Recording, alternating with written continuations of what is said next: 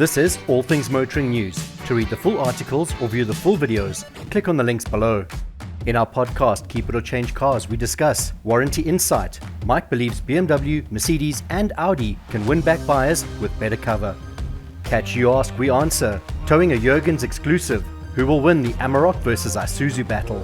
In this episode of All Things Motoring Special, we test single cab workhorses, each loaded with 1 ton of sand, to see which one truly delivers under pressure. Audi South Africa celebrates dealer performance and excellence in customer service at the annual Voorsprong Awards. Upward industry momentum reflected in Ford South Africa's sales for the first quarter of 2025. Hyundai is an official sponsor for Junior and Youth Week Rugby. Chery puts Tiggo 9 flagship to the test in extreme safety demonstrations.